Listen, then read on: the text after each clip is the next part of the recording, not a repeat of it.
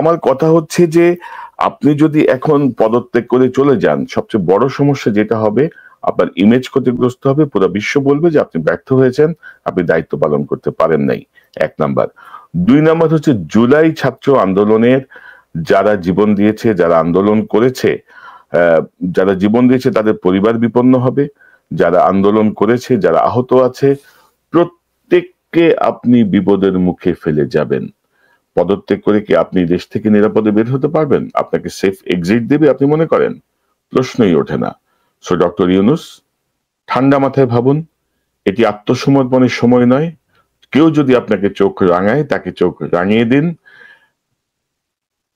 আপনি প্রতিরোধ গড়ে তুলুন। বাংলাদেশের জনগণ আপনাকে এই মুহূর্তে ভালোবাসে, বাংলাদেশের জনগণ আপনার সাথে আছে। কোন রাজনৈতিক দল কি বলল, কে কি করিল, তাহাতে কিচ্ছু যায় আসে না। আপনি আপনার মতো করে এগিয়ে যান।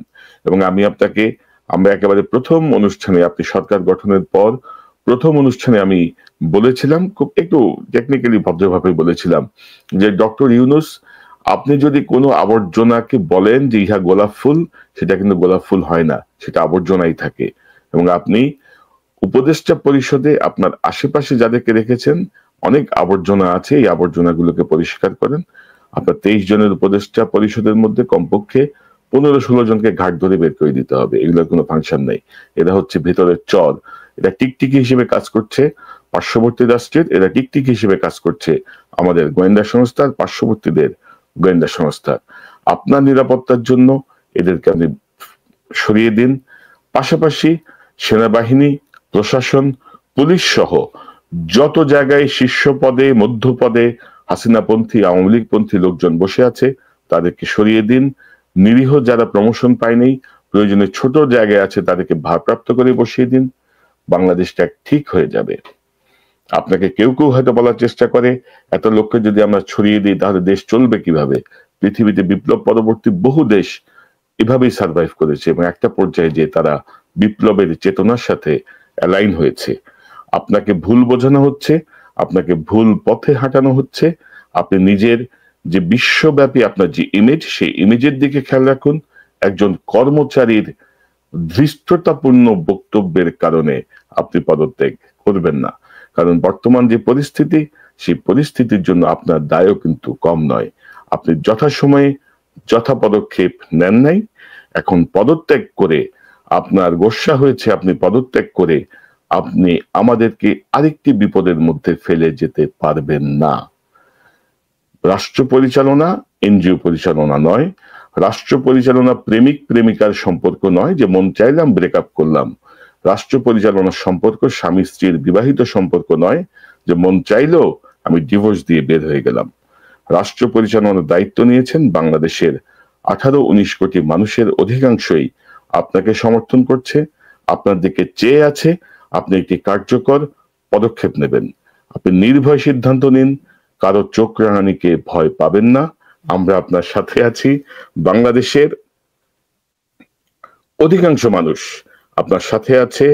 আপনার শক্ত নেতৃত্ব প্রতিষ্ঠা করুন। আপনার শক্ত নেতৃত্ব প্রতিষ্ঠার এখনই সময়। আপনি রুখে দাঁড়ান, আমরা দেখি কে আপনার চোখে চোখ রেখে চোখ রাঙায়। আসিফ নজরুলের দুঃখ ছিল ডক্টর ইউনূসের জায়গায় শেরভাত তাকে বানানোর পরিকল্পনা করছিল ওয়াকার, কিন্তু সেটি না হওয়ায় আপনারা জানেন ইতিমধ্যে ওয়াকার বলেছে বুকের পাথর চাপা দিয়ে আমি মেনে নিলাম। তো এই যে মেনে নেওয়ার পর থেকেই আসলে এই ষড়যন্ত্রটা শুরু হয়েছে। উপদেষ্টা পরিষদে আপনার আশেপাশে যাদেরকে রেখেছেন, অনেক আবর্জনা আছে, এই আবর্জনাগুলোকে পরিষ্কার করেন। আপনার 23 জনের উপদেষ্টা পরিষদের মধ্যে কমপক্ষে 15-16 জনকে ঘাট ধরে বের করে দিতে হবে। এগুলোর কোনো ফাংশন নেই। আমরা কিন্তু প্রথম দিন থেকেই বলছি যে ডক্টর ইউনূস উপদেষ্টা পরিষদের এর এই অবস্থা, ওর এই অবস্থা, এখানে এখানে এখানে এখানে সমস্যা, আপনি এগুলো সরান, আপনি এগুলো ঠিক করেন। আমরা বলেছি সেনাবাহিনীর মধ্যে কমপক্ষে 25 জন, ম্যাক্সিমাম 50 জন, এদেরকে আপনি সরাই দেন। আপনি সরান নাই। হাসিনার যে সেট আপটা ছিল ক্যান্টনমেন্টে, সেই সেট আপটা অলমোস্ট 90% এখনো বহাল আছে। সকল বাহিনী প্রধান, সকল গোয়েন্দা সংস্থার ভেতরের লোক, মাথায় 2-1 জন চেঞ্জ হয়েছে, কিন্তু কোনো কাজ হচ্ছে না। কিন্তু তো সবাই মিলে কিন্তু ওয়াকার, কিন্তু এই যে ওয়াকার যেই বাগাড়ম্বর করছে আর কি, বৃথা যে আস্ফালন করছে, এর পেছনে কিন্তু এই বিষয়গুলো। ডক্টর ইউনূস কে আমি বলছি যে চোখ রাঙালে রাঙিয়ে দিন, অর্থাৎ এখন সময়টা আসলে কোনো ইমোশনের সময় না। এবং আমি খুব বিস্ময়কর ভাবে দেখছি যে ডক্টর ইউনূস তার অধস্তন একজন কর্মকর্তার চোখ রাঙানিতে তিনি পদত্যাগ করার মতো একটি হঠকারী সিদ্ধান্তে এখনো নাকি অটল আছেন। গত রাতে অর্থাৎ বাংলাদেশ সময় গভীর রাতে আমাদের সন্ধ্যা পর্যন্ত এতটুকু আমি জানি যে তিনি অটল আছেন, তিনি নাকি পদত্যাগ করবেন। অথচ এই ইউনূস গ্রামীণ ব্যাংকের যখন তাকে সরিয়ে দেওয়ার চেষ্টা করলো হাসিনা বা সরিয়ে দিল, তখন তিনি এটা নিয়ে আইনি লড়াই করেছেন। তিনি তার বিরুদ্ধে যে মামলাগুলো এসেছে সেই মামলাগুলো নিয়ে তিনি লড়েছেন। তিনি মামলা চলাকালীন সময়ে আদালতের অনুমতি নিয়ে দেশের বাইরে গেছেন, আবার ফিরে এসে তিনি মোকাবেলা করেছেন। অর্থাৎ ডক্টর ইউনূসের মধ্যে এক ধরনের লড়াকু মানসিকতা আমরা দেখেছি, বিশেষ করে ফ্যাসিজম, যেখানে তিনি জানেন যে কোনো সময় কোর্ট একটা সামারি ট্রায়ালের মতো করে তাকে রায়ও দিয়ে দিতে পারে, তাকে বিপদগ্রস্ত করতে পারে, তার উপর হামলা করতে পারে। হাসিনা যেখানে বলছেন যে তাকে পদ্মা নদীতে, পদ্মা সেতু থেকে ফেলে দিতে হবে, এমন নানা রকমের থ্রেটের মধ্যেও কিন্তু ডক্টর ইউনূস দেশে ছিলেন, আদালতে গেছেন, কাজ করেছেন। বাংলাদেশ কি গ্রামীণ ব্যাংকের চেয়ে কম গুরুত্বপূর্ণ ডক্টর ইউনূসের কাছে? তিনি তার একটি অধস্তন কর্মকর্তা সেনাপ্রধান কি চোখ রাঙালেন, কি হুমকি দিলেন, কি হামতম করলেন, তাতে তিনি একেবারে গোস্বা করলেন, একেবারে তিনি পদত্যাগের সিদ্ধান্তে চলে যাবেন। আমরা আসলে ডক্টর ইউনূসকে বলতে চাচ্ছি যে চোখ রাঙালে আপনি কাউন্টার চোখ রাঙান, আপনার ভয়ের কিছু নাই। আমরা বাংলাদেশ সেনাবাহিনীর এই দুই একটা অফিসার, জেনারেল ওয়াকার টোয়াকার, এদেরকে দিয়ে আমরা পুরো সেনাবাহিনীকে জাজ করি না। আমরা জানি যে ওয়াকার কে, আমরা জানি যে ওয়াকারের ব্যাকগ্রাউন্ড কি, ওয়াকার কোত্থেকে আসছে, ওয়াকার কিভাবে আসছে। ওয়াকারের নির্দেশে গুলি চলে নাই। এই যে মানে গত দুদিন আগে আমি যেটা দেখলাম যে নেত্র নিউজ তাদের যে সাইট, সেই সাইটে একটি ভিডিও শেয়ার করেছে, যে ভিডিওতে তারা বলছে যে সেনাবাহিনী জনগণের উপর গুলি করবে না, সেনা প্রধানের এমন বক্তব্যে আশ্বস্ত হয়ে রাস্তায় নেমেছিল মানুষ। অথচ 5ই আগস্ট 2024 শেখ হাসিনার পদত্যাগের কয়েক ঘন্টা আগে নিরস্ত্র বিক্ষোভকারীদের লক্ষ্য করে গুলি করে সেনাবাহিনীর একটি ইউনিট। এতে মাথায় গুলিবিদ্ধ হয়ে মারা যান অন্তত একজন। নেত্র নিউজ ও বাংলাদেশ প্রোটেস্ট আর্কাইভের যৌথ অনুসন্ধান। এটা একেবারে প্রামাণ্য দলিল এবং অত্যন্ত সুনিপুণ ভাবে নেত্র নিউজ এই ডকুমেন্টারিটি তৈরি করেছে। কিভাবে 5ই আগস্ট, যেখানে সেনা প্রধান যেখানে বলছিলেন যে 3 তারিখের যে অফিসার্স এড্রেসে যে সেনাবাহিনী আর গুলি করবে না ইত্যাদি ইত্যাদি, তারপরে কিন্তু হয় নাই। এবং এমন বহু অফিসার এখনো রেডি আছেন, এমন তথ্য আমাদের হাতে আছে যে সেনা ওয়াকার কাকে কি নির্দেশ দিয়েছেন, কি লিখিত নির্দেশ দিয়েছেন, কি মৌখিক নির্দেশ দিয়েছেন। যদি এগুলো প্রকাশ হয়, এগুলো অবশ্যই প্রকাশ তো পাবেই, যেমন ধরেন এটি প্রকাশ পেয়েছে। তো এত ভণ্ডামির কোনো জায়গা নাই আর কি। মানে জুলাই বিপ্লবের মহান অংশীদার সাজারও কোনো কারণ নাই, আমরা সব জানি। আমরা মেনে নিতে চেয়েছিলাম, ওকে ফাইন, আপনি মানে ফাঁসির দড়ি কিন্তু আপনার নাকের ডগায় ঝুলছে, হাসিনা যদি কোনোভাবে ফিরে আসে বা রিফাইন্ড আওয়ামী লীগ যদি আপনি করার চেষ্টা করেন। তারপর আমরা চেয়েছিলাম যে আসেন আমরা অ্যালাইন হই, আমরা গণতন্ত্রের জন্য আমরা এই বাংলাদেশটাকে আবার নতুন করে বিনির্মাণ করি। কিন্তু আপনি আপনার অডাসিটি দেখাচ্ছেন, ধৃষ্টতা দেখাচ্ছেন, তাও ডক্টর ইউনূসের মতো একজন বিশ্ব বরেণ্য সম্মানিত মানুষের প্রতি। ডক্টর ইউনূস বলে নির্বাচন হবে জুন 26 এর মধ্যে, আপনি বলেন 1 জানুয়ারি নাকি নতুন সরকার শপথ নেবে। আপনি সংস্কারে কিছুই জানেন না, আপনি হ্যান জানেন না। আর আপনার জানাইতে হবে কেন? আপনার দায় থাকলে আপনি যে জানাই নেন। ডক্টর ইউনূসের ঠেকা পড়ছে আপনারা জানাইতে, হু আর ইউ? আপনি কে রে ভাই? আপনি আমাদের ওয়ারেন্ট অফ প্রেসিডেন্সি, আপনি 12 নম্বর লেভেলের কর্মচারী। আপনার এত বন্দুক থাকলে কি আপনি সবকিছু হয়ে গেলেন নাকি? আপনার বন্দুক আছে, আপনার বুট আছে, আপনি মহান কিছু হয়ে গেলেন? ভাই, সেনাবাহিনীর আর ধ্বংস করেন না, সেনাবাহিনীর আর ভাবমূর্তি নষ্ট করেন না। কি পরিমাণ গুম খুনের সঙ্গে জড়িত সকল অফিসারকে আপনি শেল্টার দিয়েছেন, তাদের সবাইকে আপনি বিদেশে পার করে দিয়েছেন। এই দায় সেনাবাহিনী নিবে? আপনার দায় সেনাবাহিনী নিবে? সেনাবাহিনীর অফিসারকে রক্ষা করার জন্য আপনাকে দায়িত্ব দেওয়া হয়েছে, অপরাধীকে দায়িত্ব দেওয়ার, রক্ষা করার দায়িত্ব আপনাকে দেওয়া হয়েছে। দরদ দেখান। ফ্যাসিস্ট হাসিনার প্রতি দরদ এখনো যায় নাই? তাকে এনে রিফাইন্ড আওয়ামী লীগ করবেন? 626 জনকে পুষলেন, ছেড়ে দিলেন, সবাই বিদেশে পার করে দিলেন। কে পার করে দিচ্ছে আপনি জানেন না? ধরবো একটা একটা করে, আমরা জানি না কে কোথায় কে করছে। অর্থাৎ মানে আপনি যদি ভাই অডাসিটি দেখান, আমরাও জানি অডাসিটি কাহাকে বলে, উহা কত প্রকার কি কি। আপনি যদি ক্ষমতা দেখান, আমরা ভাই হাসিনারে 2 পয়সার পাত্তা দিই নাই, হাসিনার মতো একটা ফ্যাসিস্টকে। আর আপনি তো একটা সামান্য সেনাবাহিনী প্রধান, সরকারি কর্মচারী। বাংলাদেশের জনগণ দেখিয়ে দিয়েছে কিভাবে অধিকার আদায় করে নিতে হয়। আপনি তাদেরকে চোখ রাঙাচ্ছেন, ডক্টর ইউনূসকে চোখ রাঙাচ্ছেন আপনি। How dare you! ভালো হন ভাই। ডক্টর ইউনূসের উচিত ছিল এই গত 24 ঘন্টার মধ্যে তাকে বরখাস্ত করা, তাকে তাকে এই পদ থেকে অপসারণ করা। সে এবং তার অনুসারী কমপক্ষে 20 জনকে এক রাতে বরখাস্ত করা দরকার ছিল। এখন ধরেন এই কথা যদি বলতে যাই, ডক্টর ইউনূসকে আমরা একেবারে প্রথম দিন থেকে যা যা বলেছি, ডক্টর ইউনূস তার কিছুই শুনেন নাই।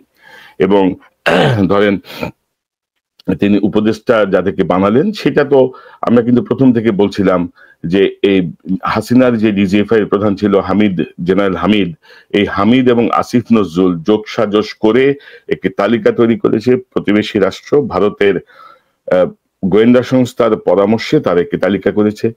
এই তালিকার মধ্যে আপনারা দেখবেন যে 111 সব মালকে ঢুকানো হয়েছে, অধিকাংশ ইনফ্লুয়েন্সিয়াল মালকে ঢুকানো হয়েছে।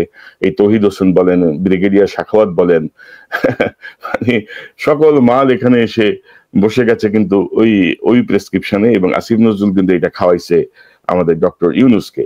আসিফ নজরুলের দুঃখ ছিল ডক্টর ইউনূসের জায়গায় শের ভাত তাকে বানানোর পরিকল্পনা করছিল ওয়াকার, কিন্তু সেটি না হওয়ায় আপনারা জানেন ইতিমধ্যে ওয়াকার বলেছে বুকের পাথর চাপা দিয়ে আমি মেনে নিলাম। তো এই যে মেনে নেওয়ার পর থেকেই আসলে এই ষড়যন্ত্রটা শুরু হয়েছে। অপদার্থ অকর্মণ্য 111 সঙ্গে যুক্ত এই তৌহিদ হোসেন, এই সাখাওয়াত হোসেন, আরো বেশ কিছু সচিব মচিব এনে ঢুকানো হয়েছে এখানে, এবং তারা যা করার, যে সর্বনাশ করার ইতিমধ্যে করেছে। আমরা কিন্তু প্রথম দিন থেকেই বলছি যে ডক্টর ইউনূস উপদেষ্টা পরিষদের এর এই অবস্থা, ওর এই অবস্থা, এখানে এখানে এখানে এখানে সমস্যা, আপনি এগুলো সরান, আপনি এগুলো ঠিক করেন। আমরা বলেছি সেনাবাহিনীর মধ্যে কমপক্ষে 25 জন, ম্যাক্সিমাম 50 জন, এদেরকে আপনি সরাই দেন। আপনি সরান নাই। হাসিনার যে সেট আপটা ছিল ক্যান্টনমেন্টে, সেই সেট আপটা অলমোস্ট 90% এখনো বহাল আছে।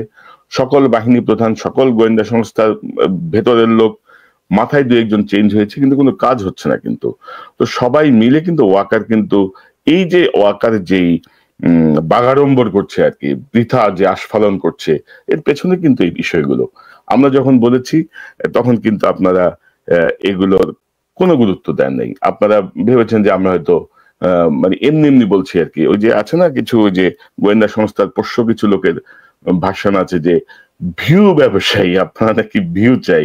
আরে বেটা, এই ভিউ দিয়ে কি কি ইনকাম হয় রে বেটা আমেরিকায়? তোরা জানোস কিছু? জানোস না। তো ধরেন, তারপরে ধরেন আমরা বারবার বলছিলাম যে ডক্টর ইউনূস আপনি প্রশাসনে একটা সংস্কার করেন। প্রশাসনে আমি যদি জাস্ট একটা, আমি এখানে একটা বিস্তারিত অনুষ্ঠান করার পরিকল্পনা করছি। আপনি যাদেরকে বসাচ্ছেন, এই যে ধরেন এখন যে পুশ ইন পুশ ব্যাকের যে খেলা চলছে, খাগড়াছড়ির যে ডিসি ইফতেখারুল ইসলাম, সে হচ্ছে সাবেক যে পররাষ্ট্রমন্ত্রী ছিল, মোমেনের পিএস ছিল। সে মোমেনের পিএস কে নিয়ে আপনি বসাইছেন খাগড়াছড়ির ডিসি। তো খাগড়াছড়ির এলাকাতেই সবচেয়ে বেশি পুশিনের ঘটনা ঘটছে। তো আপনার কি মনে হয় এগুলো সব কাকতালীয়? আপনার কি মনে হয় যে পিএস কি এমনি এমনি এমনি এমনি কেউ পিএস হয় যদি তার সঙ্গে ওই সক্ষতা না থাকে? এবং দেশের বিভিন্ন জায়গায় যাদেরকে ডিসি হিসেবে নিয়োগ দেওয়া হয়েছে, অধিকাংশই সাবেক সরকারের মন্ত্রীর পিএস ছিল, নাইলে সচিবের পিএস ছিল, তাদেরকে বেছে বেছে বসানো হয়েছে। তারপরে ধরেন আমি যদি একটা ইন জেনারেল একটা কথা বলি, ইউনূস ক্ষমতা এসেই আওয়ামী লীগের যে ডিসির যে ফিট লিস্ট, ডিসির যে তালিকা, সেখান থেকে 56 জনকে জেলা প্রশাসক হিসেবে নিয়োগ দেয়। এবং যারা গত 10-15 বছরে বঞ্চিত ছিলেন, যাদের একেবারে যারা খারাপ অবস্থায় ছিলেন, যারা এই ডিসি লিস্ট বাদ দিয়ে নতুন ডিসি লিস্ট করে যাদের নিয়োগ দেওয়া দরকার ছিল, সেটিতে ইউনূস যায় নাই। কেন যায় নাই? এই যে 111 যে মালগুলো, হাসিনার যে মালগুলো ইউনূসের কাঁধে চড়ে বসেছে, তারা তাকে ভুল বুঝিয়েছে, অথবা ইউনূস বুঝেনি না এই বিষয়টা। তারপরে এখন পর্যন্ত আওয়ামী লীগের আমলে হাসিনার দ্বারা পরিপুষ্ট 42 জন সচিব বিভিন্ন মন্ত্রণালয়ে দায়িত্ব পালন করছেন। ডক্টর ইউনূস জানে না, ডক্টর ইউনূস বোঝে না। তারপরে জনপ্রশাসন সচিব হিসেবে মোখলেসুর রহমানের মতো একটা বিতর্কিত একটা ফালতু লোক, দুর্নীতিবাজ।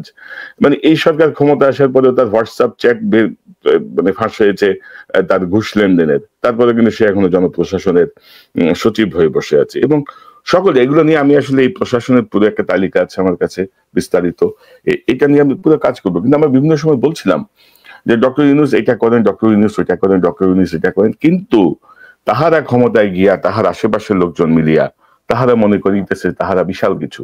আমরা শুধু ওই যে ছাগলের 3 নাম্বার বাচ্চা, আমরা ভিউ ব্যবসা করতেছি, আমরা ধরেন এসব কথা বললে ভিউ হবে। এখন তারা আসলে বুঝতে পারছে যে এতদিন ধরে যা বলা হচ্ছিল, এবং আমি আবারও ওই কথাটা বলতে চাই, এই যে গত 23শে মার্চে আমি একটা অনুষ্ঠান করেছিলাম জরুরি অবস্থা জারির পায়তারা, এবং 23শে মার্চে জেনারেল ওয়াকার সকল major general, lieutenant general, brigadier, brigade commander সহ বিভিন্ন ডিভিশনাল হেডদের সাথে একটা বৈঠক করে।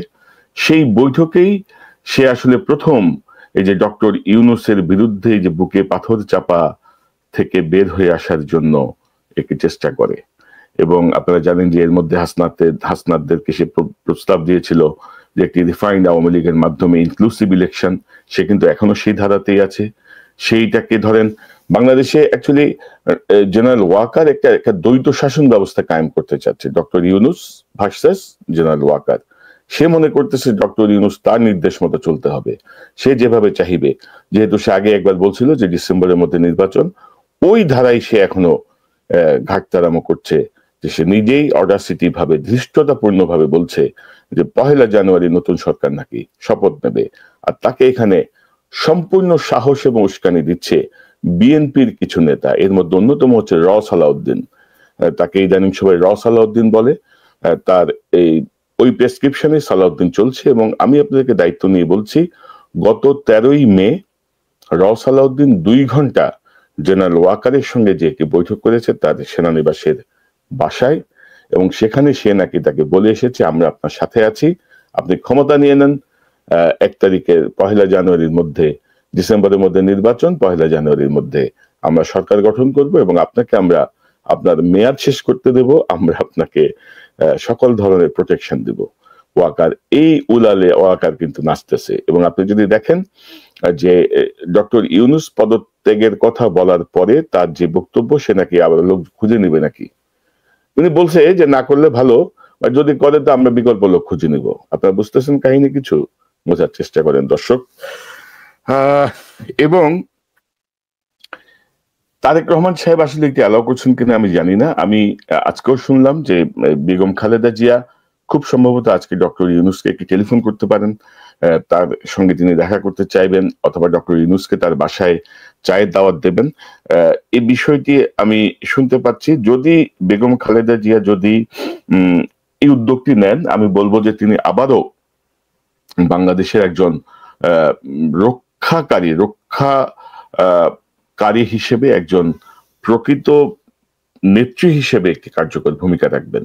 কারণ বিএনপির একটি গ্রুপ কিন্তু পাগল হয়ে গেছে, তারা ভাবছে যে ওয়াকার জরুরি অবস্থা দিবে বা ক্ষমতা নিবে, নিয়ে সে সামরিক শাসন জারি করবে, জারি করে সে সব ধুমধাম করে সব সংস্কার করে বা না করে জানুয়ারিতে নির্বাচন, ডিসেম্বরে নির্বাচন দিয়ে দিবে, আর বিএনপি টুক করে ক্ষমতায় চলে আসবে। তো বিএনপি বুঝতেও পারছে না যে কত ভয়ঙ্কর ভাবে তার এগিয়ে যাচ্ছে।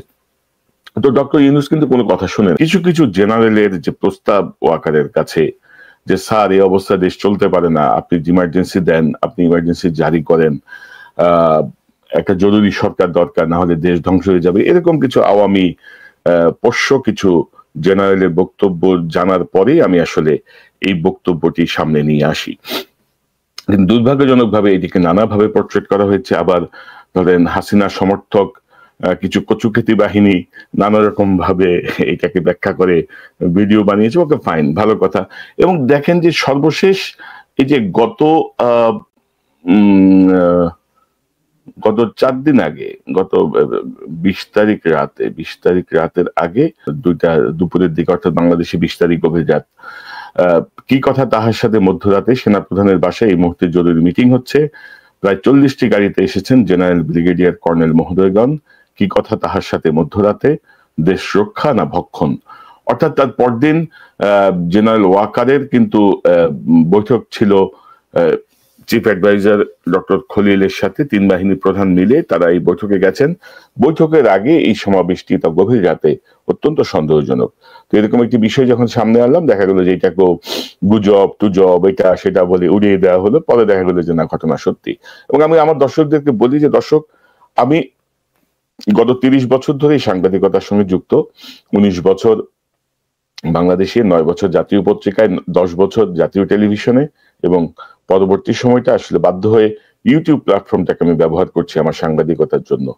সো বাংলাদেশের সাংবাদিকতায় যতটুকু সতর্কতা আমি মেনটেন করতাম, ইনশাআল্লাহ আমি এই মাধ্যমেও ততটুকুই সতর্কতা বজায় রাখার চেষ্টা করি, যেন কোনো মিস ইনফরমেশন যেন না যায়, ডিস ইনফরমেশন যেন না যায়, কোনো মানে কি বলবো, কোনো ঘোলাটে পরিস্থিতি বা কোনো ভুল ইনফরমেশনে কেউ যেন বিভ্রান্ত না হয়।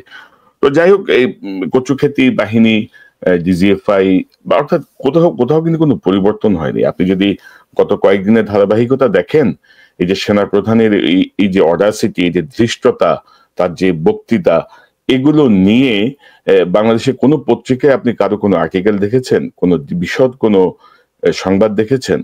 একটি সংবাদ সকল পত্রিকা কপি করে প্রকাশ করেছে, যেটি আইএসপিআর থেকে লিখে পাঠানো হয়েছে। তারা সেগুলো আইএসপিআর এর বিবৃতি না বলে তারা নিজেদের সংবাদ হিসেবে সেটিকে প্রচার করেছে। বের করে দেখেন, দাড়ি কমা সেমিকলন কোটেশন সব হুবহু মিল পাবেন।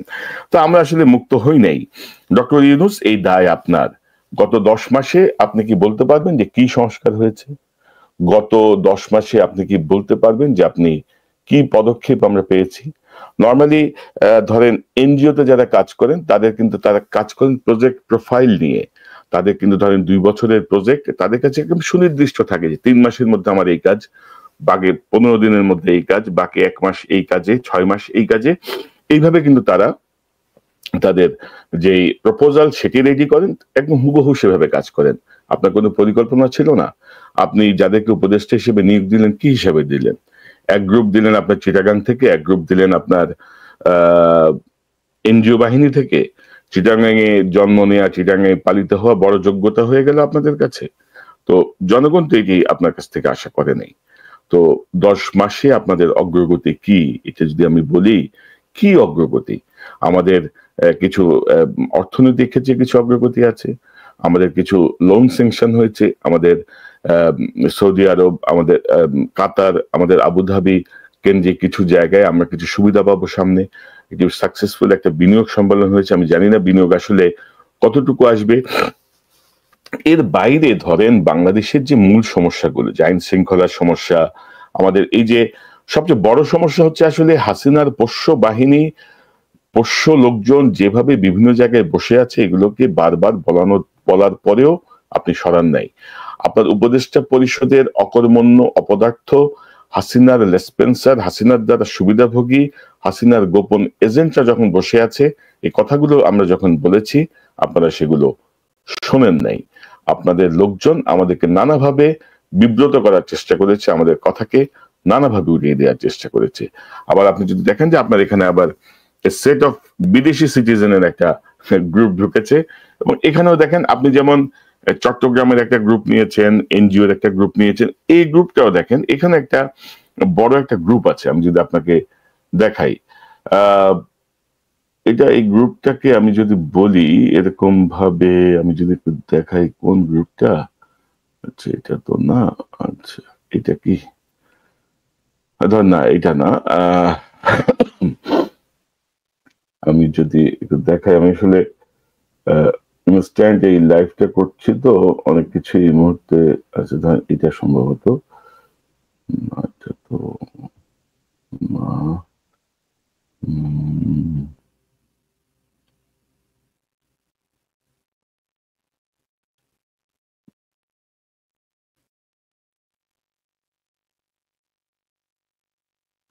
আচ্ছা, যাই হোক, আমাদের এখানে ধরেন আলী রিয়াজ সহ একটি গ্রুপ আছে কিন্তু এখানে।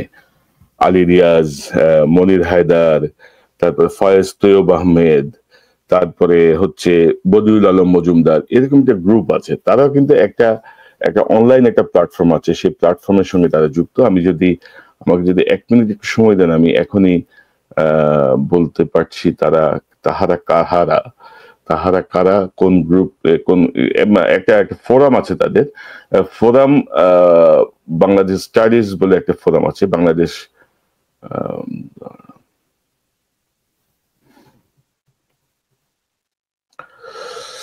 অর্থাৎ এই ফোরামটা কদিন আগে আপনার বাংলাদেশের যে একটা বিশাল এক সেমিনার করে হুলস্থুল করে এরকম একটা ঘটনা ঘটিয়েছিল। সরকারের সঙ্গে ঢুকেছেন মনির হায়দার, ডক্টর আলী রিয়াজ, বদিউল আলম মজুমদার, ফয়েজ তৈয়ব আহমেদ, এরকম 4-5 জন কিন্তু আবার এই সরকারে ঢুকে গেছেন। অর্থাৎ তারা এখানে আরেকটা ককাস এবং অধিকাংশ বিদেশি সিটিজেন। তো আপনি কাদের উপর নির্ভর করছেন? এবং ধরেন আমি যদি দেখাই যে বারবার বলার পরেও যে কাজ হয় না, ডাক বিভাগের যে ডিজি, সেই ডিজি পলকের দ্বারা সেই ডিজি নিয়োগ প্রাপ্ত হয়েছিলেন। ডিজির ব্যাপারে আমরা বলেছিলাম যে তার বিষয়ে একটা ব্যবস্থা নিতে, কিন্তু তার বিরুদ্ধে তো ব্যবস্থা নেওয়াই হয় নাই। তাকে গতকাল প্রমোশন দিয়ে গ্রেড 1-এ নিয়ে যাওয়া হয়েছে। তো এই দায় কার? আওয়ামী লীগকে বাম্বু দেওয়া হবে। অনেকদিন আওয়ামী লীগকে কিছু বলা হয় না, আগে খুব বলতাম, আগে ইচ্ছা মতো আসলা বাস দিতাম, ইদানিং বলি না, কারণ এখন আমরা রাষ্ট্র মেরামতের কাজে আছি, আমাদের লোকজন দেশ চালায়। আওয়ামী লীগ এখন ওরা এতিম, এই পৃথিবীর মধ্যে সবচাইতে মানে ওই যে রিফিউজি বলে না, সবচেয়ে নিম্ন কোয়ালিটির রিফিউজি হইল এরা। এদের এখন যায় ফেন্সি ডিল, বাংলা টাংলা এগুলি খাওয়ার টাকাও ওইখানে যায় অনেকের নাই, অনেকে খুব ভালো আছে, অনেকের নাই আর কি, খুব কষ্টে আছে, উন্নত কোনো দেশেও যাইতে পারে না, সুযোগ পায় নাই, বর্ডার পার হয়ে টপকায় যে কটা পারছে ওইখানে। সেই ছোটবেলা থেকে শুনে আসছি যে এদের বাপদাদার বাড়ি নাকি ওইটা, এখন সেটা প্রমাণ পাইলাম। ওদের 71-এ ওদের মারা ছিল ওই পারে গিয়া, ওইখান থেকে ওর মাদেরকে প্রোডাকশন দিয়েছে, ওই প্রোডাকশনে ওরা পয়দা হয়েছে। ওই পয়দা হওয়ার কারণে ওদের এখনো ওই পারের ওই যে টান, রক্তের যে টান, ওই টান থেকে ওরা বের হইতে পারে না। আমরা কিছু বললে আমাদের বলে পাকিস্তান, তারপরে আমরা তো পাকিস্তানি, আমার তো বাপ দাদা সব পাকিস্তানি, তোর বাপও পাকিস্তানি, তোর বাপ সবার শেষে বাংলাদেশে পশ্চিম পাকিস্তানের পাসপোর্ট হোল্ডার তোর বাপ। আমরা তো মানে আমরা দ্বিজাতি তত্ত্বের ভিত্তিতে আমরা তো পাকিস্তান জাতি হয়েই তো আমরা হয়েছি, কিন্তু আমরা পাকিস্তান যাই নাই জীবনে কোনোদিন। তোরা মাঝে মধ্যেই যাস, এখন পার্মানেন্ট গিয়েছিস। ওইখানে গিয়া এই ভিডিওটা যখন করছি রাত, তখন আপনাদের বাংলাদেশে 3:30 বাজে, ভারতে ধরেন আধা ঘন্টা আমাদের চাইতে ডিস্টেন্স। তো ওরা তো সব ভারতে গিয়ে আছে, ওরা সব গভীরভাবে ইতে আছে ইউনূস পতন হবে আর ওরা দেশে ঢুকে যাবে।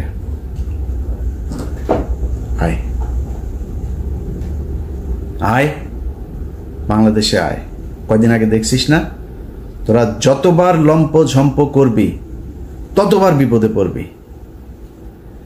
কয়দিন আগে ব্যান হয়েছিস না এক ফাজলামি কইরা, এর আগে 32 নম্বর খাইয়া দিছি না, এর আগে পাকনামি করছিল না, তোর বাপের বিচি টাইনা ধরে তোর মেরে ফেলছে না বাংলাদেশের মানুষ। ডালিম ভাই এক বিচিতে ধরছে, রাশেদ ভাই আরেক বিচিতে, নূর ভাই মাঝখানের ইসলাম ধরে টান দিয়া ছিঁড়া ফেলছে না, তোর বাপেরে বাল ফলাইতে পারছিস। তোর মারে 45 মিনিটের সময় দিয়ে বাংলাদেশের মানুষ পলায় গেছিস। 14 গোষ্ঠী সব পৃথিবীর ইতিহাসে এরকম ঘটনা ঘটে নাই। গ্রামের মেম্বার থেকে শুরু করে বাইতুল মোকাররমের খতিব সব একসাথে পলাইছিস, একদম পুরো গোষ্ঠী শুদ্ধ পলাইছিস। এই কথা তোদেরকে গত 5 বছর অসংখ্যবার বলে এসছি, এমন একটা দিন আসবে পালানোর রাস্তা পাবি না। তোরা আওয়ামী লীগ করিস এটা কেউ বলতে পারবি না মুখ দিয়া। এসছে সেই দিন, অস্বীকার করছিস, ভাব দেখাইছিস, সেই 75-এর দিন আর নাই, এখন আসবে। এখন তোদের এমন অবস্থা হয়েছে যে তোরা সারা দেশে, ভাই আমি আওয়ামী লীগ করি না, আমি জামাত করি, বিএনপি করি, মাফ করে দেন আমারে, এই অবস্থা হয়েছে না তোদের। বিএনপি এই ইশরাক, এই যে এখন যিনি মেয়রের ইনিয়া যেটা চলছে, সেই এই ইশরাক তোদেরকে বলছিল যে পুলিশ ছাড়া মাঠে আয়, তোদেরকে 1 ঘন্টা সময় দিবে না বিএনপি। 15 বছর চেষ্টা চালাইছিস, বিএনপি ভাঙতে পারছিস? জামাতের শীর্ষ নেতাদের সব ফাঁসি দিছিস, ভাঙতে পারছিস? 2টা দলই স্ট্রং হয়েছে আগের চাইতে। কিন্তু তোদের 75-এর পরে আওয়ামী লীগ বলার নাম মানুষ পাস নাই, 24-ও পাচ্ছিস না। এটা তোদের ভবিষ্যৎ। যেদিন আবার মনে কর খুব হাইপোথেটিক্যালি একটা সময় আসবে, তুই আবার ক্ষমতায় আসবি, আবার তোদের এই একই অবস্থা হবে যদি চরিত্র পরিবর্তন করতে না পারিস। যেই নামে আসিক, আওয়ামী লীগ নামে তোরা নির্বাচন করবি, এই স্বপ্ন দেখিস না। যেই নামে তোদের এই লোকগুলি তো থাকবে, এই লোকগুলির যদি আলাদা কোনো দল হয়, সেই দল থেকে ক্ষমতায় আসিস এবং এরকম করিস, এই আবার তোর আব্বার মতো আর তোর মার মতো অবস্থা হবে। তোর বাপের মনে আছে না, 14 গোষ্ঠী একদম পাড়া মেরা ফেলছে বাঙালি, মিষ্টি বিলায় খাইছে। তারপরে শিখতে পারছিস কিছু? কোনো কিছু করতে পারছিস? আজকে তোরা এখন লাফালাফি করতে যে দেশে যাবি। তোরা দেশে যাবি কেন? আবার ওই যে ওয়াসিমের মতো মাইরা তারপরে এই গাড়ির উপর থেকে ফেলবি জীবন্ত মানুষকে, ওই জন্য? আবার ওই যে রোজা ভাঙায়া মহিলারে ধর্ষণ করবি, এই জন্য যাবি আবার দেশে? একটা মানুষকে মসজিদ থেকে তুলে নিয়ে যায়, তারপরে জঙ্গি বানায় তারে 1.5 মাসের বাচ্চা সহ তাদের উড়াই দিছিস বোম মারা, জঙ্গি নাটক সাজায়। এটাই তো তোরা। তোরা আবার বাংলাদেশে যাবি, এই স্বপ্ন দেখিস? এত সাহস তোদের? যা, রাস্তায় যা। তোরা যখন যাবি কোন প্রোগ্রাম দিবি দে, বল। কয়টার সময় যাবি, কোন জায়গায় যাবি বল। আমি তোরা গ্যারান্টি দিলাম, বিএনপি, জামাত, এনসিপি, সাধারণ মানুষ, নূরের দল, যেই দল এই দল, সব দল একসাথে হয়ে তোরে পেটাবে। যা, সময় দে। তুই কবে আসতে চাস? ইশাক তোদের বলছিল না পুলিশ ছাড়া? এখন পুলিশ নাই, এখন পুলিশ তোদের পিছনে নাই। আয় রাস্তায় আয়, তোদের সাথে খেলবে। তোরা আবার বলতে পারিস যে আমি আমেরিকায় বসে বসে, আর বেটা আমেরিকা বসে দেশ চালাইতেছি। তুই কি মনে করিস তোর বাপ পাকিস্তানে বসে দেশ স্বাধীন করছে না? আমি দেশ চালাইতেছি আমেরিকা বসে। আমি যা বলতেছি তাই, তুই যা। আমি তোরে কথা দিলাম, তোর যদি পেটাইতে না পারে বাংলাদেশের মানুষ, আমি কান কেটে ফেলাই দেব। যা, তোরা বাংলাদেশে গিয়েই কর। তোদের ভেতরে যদি মিনিমাম কোনো মনুষ্যত্ব বোধ থাকতো, বিবেক বোধ থাকতো, মানুষ যা চিন্তা করে ওই চিন্তা যদি আওয়ামী লীগের তোদের মাথায় থাকতো, জীবনে কোনোদিন আর মুখ উঁচু করে কথা বলতে পারতি না। তোর লজ্জা লাগে না তোদের এখন? এই যে সারাটা দেশে তোদের অবস্থা দেখ, সব আওয়ামী লীগ এখন, আমি বিএনপি ভাই, আমি জামাত, মাফ করে দে, ভুল হয়েছে বলতেছিস না এগুলি? সারাটা দেশে তোদের এক অবস্থা। লজ্জা করে না? এই লজ্জা তোরা মনে কর। কথার কথা, তোরা আবার আসলি, ক্ষমতায় আসলি, আবার ফের ক্ষমতায় আসার পরে তারপরে তোরা দেশ চালাইলি, বিএনপি জামাতটা পিডিআইটিটা আবার সোজা করে ফেললি। এই যে গত 9 মাস, কালকে তোর হাসিনা ক্ষমতায় আসলো মনে কর, কালকে হাসিনা ক্ষমতায় এলো, ইউনূস চলে গেল, যেমনটা শিরোনামে বলছিলাম, তোরা দেশ চালানো শুরু করলি। এই 9 মাসের ক্ষত, এই যে অপমান, এটার জবাব কি দিবি? তোরা তো বলতিস, আমরা তো 5 বছর বলতাম যে তোদের একদিন সময় আসবে আওয়ামী লীগ নামের উপরে মার খাবি, খালি শুনবে আওয়ামী লীগ মার খাবি। রাস্তায় মার খাচ্ছিস না, মিছিল করছিস, তোরা গণধুলাই খাচ্ছিস। এদিন এই যে লোকটার জন্য আমার খুব মায়া লাগে, এই যে অভিনেতা ওর নাম কি, সিদ্দিক, এই লোক বেচারারে ছেড়ে দেওয়া উচিত। এ কমেডিয়ান। এখন নুসরাতের ধরেন জিনিস আছে, নুসরাত জিনিস দিয়া ছাড়া পেয়ে গেছে, এখন ওর তো জিনিস নাই, ও ছাড়া পাবে কেমন? ওরা জেলে ঢুকে গেছে। যাই হোক, খালি জামাত আওয়ামী লীগের পক্ষে একদিন কথা বলছিল, ওই যে নমিনেশন আনতে যায়, কি পেটানো ওটা পেটাইছে। দেখ, ওদের লজ্জা শরম কোনো কিছু যদি থাকে জীবনে, আর এই হুমকি দেওয়ার সাহস পাইতে না। এখন তোরা হুমকি দিস, লগি বইটা নিয়ে কালকে আওয়ামী লীগের বিভিন্ন পেজে টেজে ওরা রাতে না পারে দেশে চলে আসে। এরকম এক পরিস্থিতি, লগি বইটা নিয়ে তারা নাকি মারা ফেলবে, খায় ফেলবে, একটা কেউ যেতে দিবি না, বেরোতে দিবি না। কই যাবে রে? বাংলাদেশের বিএনপি জামাতের লোকজন এই দেশেই ছিল, এই দেশেই আছে, এই দেশেই থাকবে। এনসিপির লোকজন এই দেশেই থাকবে। দেশে তাদের মধ্যে অনেক সমস্যা হবে, অনেক গ্যাঞ্জাম হবে তাদের নিজেদের মধ্যে, তারা দেশ ছেড়ে যাবে। তোরা দেশ ছেড়া পারবে? তোরা সারা জীবন তোদের 14 গোষ্ঠী বিয়েও করছে, বাইরে বিয়েও করছে বিধর্মীদের সাথে, তারপরে তোদের কিছু হইলেই দেশের বাইরে যাওয়া, এগুলো তোদের কাজ। খালেদা জিয়ারা পাঠাইতে পারে না, এর আগেও দেশ থেকে পাঠাইতে পারে নাই, তোরা চলে গেছিস। তারপরে এই সমঝোতা করে তারপরে তোরা আসছিস মইনুদ্দিন ফখরুদ্দিনের সেফ এক্সিট দিবি, এগুলো বলা, এগুলো তোদের কাজ। তোর বাপ 4 দিনের চোরাই মন্ত্রী হয়েছে, তোদের বাপেদের বইতে লেখা, চোরাই মন্ত্রী হয়ে আসে পাকিস্তানে যায়। 7ই মার্চ বাংলাদেশের মানুষ স্বাধীনতা চেয়েছিল, তোর বাপ পাকিস্তানের সাথে আলোচনা করতে করতে 24-25 মাস পর্যন্ত নিয়ে গিয়েছে। তোদের চরিত্র এটা, চুরি করে পলায় তারপরে থাকা। সাহস যদি থাকে এই দেশে, বাংলাদেশে বিএনপির আছে, জামাতের আছে, এনসিপির আছে, বাংলাদেশের সাধারণ মানুষের আছে যারা আওয়ামী বিরোধী। তোরা পৃথিবীর মধ্যে সবচেয়ে কাপুরুষ। তোদের যখন ক্ষমতা থাকে, পুলিশ থাকে পেছনে, তখন তোরা বিশাল ব্যাটাগিরি দেখাইতে পারে। পেটায় মানুষের, রাস্তার মধ্যে মানুষকে তোরা পেটায় মারতে পারিস, এর বাইরে পারিস না। তো কথা বেশি বললাম না, শুধু এতটুকুই বলি, আওয়ামী লীগের লোকজন তোদের কপালে এখনো বিপদ আছে। তোরা এর পরের বার মনে কর এই যে যা যা করছিস, আমি আগেও বলেছি, যত তোরা কামড়াইতে যাবি তোদের কিন্তু বিপদ তত আসবে। এরপরে কিন্তু হঠাৎ করে তোর ওই টুঙ্গিপাড়া যায় কিন্তু ইস্যু করে দিয়ে আসবে পাবলিক, একদম চুরমার করে ভাঙচুর করে দিবে। 32 নম্বর ভাঙছি, ফালাইতে পারছিস কিছু? কোনো বাল ফালাইতে পারছিস? তোর 32 নম্বর 1 ঘন্টা নোটিসে ভেঙে দিছি, কিছু করতে পারছিস?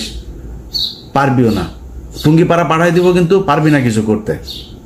কি করবি? মানুষকে খেপাবি। মানুষ কিন্তু তোদের উপর প্রচন্ড খেপে আছে। মানুষ এখনো সেই জায়গায় আর যাইতে চায় না। তোরা এই দেশের এতিম পোলাপান, এগুলিরে তোরা রাতের বেলা রাতের আধারে মারছিস, মায়েরা তারপরে সংসদে হাসাহাসি করে কথা বলছিস। এটা তোদের শাস্তি শুরু হয়েছে। এই শাস্তি থেকে বের হওয়া এত সহজ না। আল্লাহ তোরা যে পরিমাণে করছিস, এই গত 15 বছর তোরা বিএনপি জামাতের বিরুদ্ধে কাজ করিস নাই, তোরা সরাসরি আল্লাহর বিরুদ্ধে কাজ করছিস, এখনো করছিস। তোদের বাপ এই যে জয় প্রতিদিন ইংলিশে পোস্ট করে, তুই ইংলিশে পোস্ট করিস কেন? আচ্ছা, তোর বাংলাদেশ নিয়ে না তোরা রাজনীতি করিস? বাচ্চা কোথাকার বাচ্চার সারাদিনের কাজ হইলে বাংলাদেশে কেমনে জঙ্গি বানাবে মানুষ। আরে ভাই, আমার বাংলাদেশের মানুষ 80% মানুষ টুপি পরে, এখন ওই ছবি নেয়, একটা মিছিল হয়েছে, ছবি নেয়, সেটা নিয়ে দেয় বাংলাদেশে নাকি আইএসআই নাকি বাংলাদেশ দখল করে ফেলেছে। শুয়োরের বাচ্চা, এত খারাপ মানুষ ওরা সারাটা বছর, এই 15টা বছর ওরা ইসলামের বিরুদ্ধে যুদ্ধ করেছে, ওরা আল্লাহর বিরুদ্ধে যুদ্ধ করেছে। তার পানিশমেন্ট আজকে তারা পাচ্ছে। এখন আবার ফাল পারে। এত তাড়াতাড়ি তোদের পানিশমেন্ট শেষ এটা মনে হয় তোদের কাছে? সময় আছে, এখনো মাপ চা। ছোট্ট একটা গ্রুপ হইলেও মাপ চা, যে আমরা মাপ চাই, আমাদের এই ভুল হয়েছে, আমরা বাংলাদেশে থাকতে চাই, রাজনীতিও যদি করতে চাই তাহলে ওইগুলি সব মাপ চায়া টায়া তারপরে ওদের থেকে সরে আসতে হবে। এই শেখ পরিবারে ওদের জন্মই জাউরা, এই যে শেখ মুজিব, এই শালা ছিল জাউরা। ওর বাপ তো ওইখানকার, মার পেট হয়ে গেছিল প্রেম করা, সেই শালা বিয়ে করে না, আরেকজনের ঘাড়ের মধ্যে, লুৎফুর রহমানের ঘাড়ের মধ্যে ফেলাই দিছে। ফেলাই দিয়া তো পেটওয়ালা মাগিরে নিয়ে আসা, তো এখন মুজিব তো পয়দা নিছে, পয়দা তো জাউরা। তো এই জাউরার মানে পুরা বংশ জাউরা শালারা। এদের কথাবার্তা, এদের কাজ কাম একটা ভালো পাবে না, আল্লাহর কসম করে বললাম ভাই। এই পুরা শেখ পরিবারে একটা দেখান ভালো, একজন ভালো মানুষ আপনি দেখান। খালি পার্থ ভাই কেমনে কেমনে ওই বাসায় গিয়া পড়ছিল জানি, তো ওই এদের এই মানে এই অন্তত আওয়ামী লীগের এগুলো খায় না এই 15 বছর। ভেতরে ভেতরে জানি না পার্থ ভাই কি কিন্তু সামনে সামনে অন্তত খায় নাই। এর বাইরে পুরো বংশের ভেতরে দেখেন, এক জায়গায় আপনি খুলনায় যান, ওই ফরিদপুরে যান, ওই বাগেরহাটে যান, মাদারীপুরে যান, গোপালগঞ্জে যান, ওদের রক্ত যেখানে আছে সবখানে একই অবস্থা। এদের এত জাউরাই কুত্তার বাচ্চারা। তো মানে আমি ওদের কালকের এই যে ফেসবুকের ওদের যে অ্যাগ্রাসন, এগুলো দেখা মানে আমি মানে অনেকদিন পরে ইচ্ছা হইলো, বুঝছেন, ওদেরকে একটু দোয়া দুরুদ পড়ার। তো একটু পড়ে দিলাম, অনেকের কাছে খারাপ লেগেছে। মাপছে আওয়ামী লীগের এইভাবে বলতে হবে ভাই, যারে আপনি কুত্তারে তো কুত্তা ছাড়া কি বলবেন, ওরে ডাক দিবেন এই শেখ মুজিবের দিকে, কুত্তারে তো কুত্তা বলেই ডাকবেন, মানে শীষ দিবেন বা কিছু একটা বলে রাখবেন, বাট নাম তো কুকুরই। অতএব আওয়ামী লীগরে ওদের সাথে যদি আপনি কথা বলতে চান, ওদের সাথে ডিল করতে গেলে আপনি কোনো ঠান্ডা মাথায় ডিল করতে পারবেন না। একটা দোকানের মাচায় বসবেন, ওদের একজন থাকবে, আপনারা 50 জন, ওই শালার সাথে পারবেন না। পয়দা তো হয়েছে যে বর্ডারের ওই পাশে অনেকগুলো মিলা দাদারা মিলা তারপরে আকাম করে ছেড়ে দিছে না, এগুলি এখন আইসা ফুটফুটে সুন্দর ছাত্রলীগ, ফুটফুটে সুন্দর যুবলীগ, এগুলি হয়েছে। তো ওদের চরিত্র কি হবে আমারে বলেন? ঠিক হইতে পারবে না তো, কারণ ব্রেন তো ধরেন মানে বিকৃত যৌনাচারের মাধ্যমে তৈরি হয়েছে, তো এগুলোর ব্রেন ঠিক নেই। এদেরকে এইভাবেই বলতে হবে। এই জন্য বললাম, ভদ্রলোক আমার ভিডিও যারা দেখেন আপনাদের কাছে মাপ চাই এইভাবে বলার জন্য। বাট যেটা বলছি পরিস্থিতি ওইরকম হলে আবার এইভাবেই বলবো, আগে থেকে বলে রাখলাম। সবাই ভালো থাকেন। আর সব শেষ এক লাইন একটা কথা বলে দেওয়া যায় ভাই, 5 তারিখের পরে দেশটা এরকম চলার কথা ছিল না। আপনাদের নিয়ে অন্য এক ভিডিওতে কথা বলবো।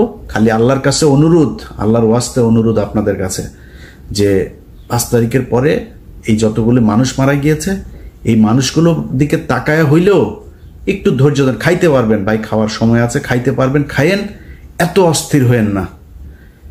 5 তারিখের পরে যদি খালি এখন পর্যন্ত একটা মানুষ গুম হয় নাই, 5 তারিখের পরে এখন আর কাউকে জঙ্গি হিসাবে দেওয়া হয় না, বাংলাদেশে আর কোনো জঙ্গি হামলা হয় নাই, নাটক সাজানো হয় নাই, এটা সত্যি কথা। কিন্তু আমি সরাসরি বলি, ঘুষ দুর্নীতি 1 টাকাও কমে নাই। আমি আমি আমি ইলিয়াস হুসাইন, আমি কত মানুষকে যে মানে ঘুষের থেকে বাঁচাই, কত মানুষকে তার মানে বিপদের থেকে বাঁচাই আল্লাহর রহমতে।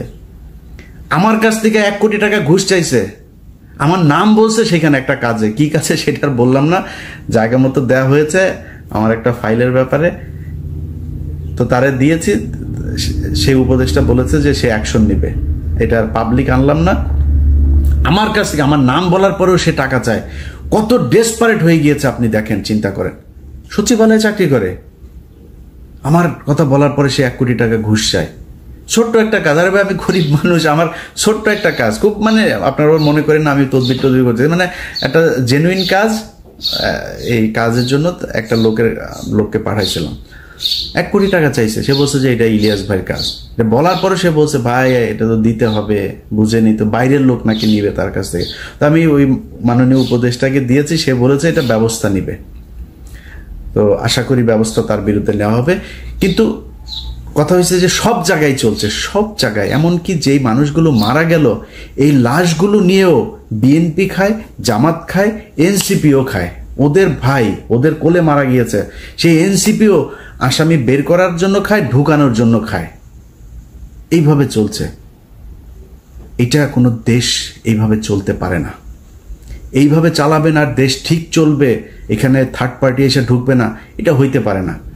তো আল্লাহ আপনাদেরও আল্লাহ বিবেক দেখ, আপনারা সব বিশাল ভালো ভালো মানুষ, সব খুব মানে পরহেজগার মানুষ, আপনাদের মুখ দিয়ে খুব সুন্দর সুন্দর করে কথা বলেন, দাড়ি টুপিও আছে।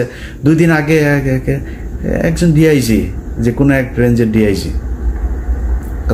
দাড়ি টাড়ি আছে সুন্দর, আমি খুব সৎ মনে করতাম। 2 দিন আগে তার আমি বিশাল সৎ মনে করছিলাম, তারা অনেক তার পক্ষেও আমি লেখালেখি করছি।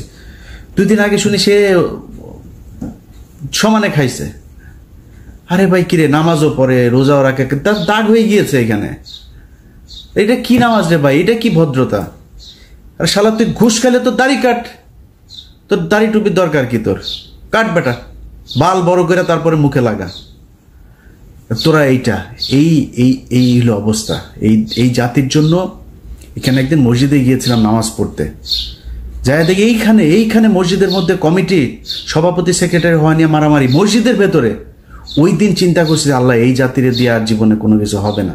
তারপরেও কথা বলি কেন জানিস, তোদের নিয়ে কথা বলি খালি পাশের এই 3 দিকে খালি ইন্ডিয়া আছে, এছাড়া বিশ্বাস করেন জীবনে এই জাতির নিয়ে কোনো কিছু নিয়ে কথা বলতাম না। নিজের মতো নিজে কোনো এক দেশে থাকতাম, চুপচাপ দেশে থাকলেও দেশের মতো থাকতাম, অন্তত ইন্ডিয়ার এইটা হইতো না।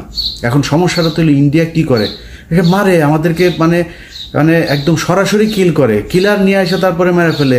সেই 25শে ফেব্রুয়ারি থেকে শুরু করে এই 5 আগস্ট পর্যন্ত পুরোটা সময় তারা আমাদের উপরে হত্যাযজ্ঞ চালিয়েছে।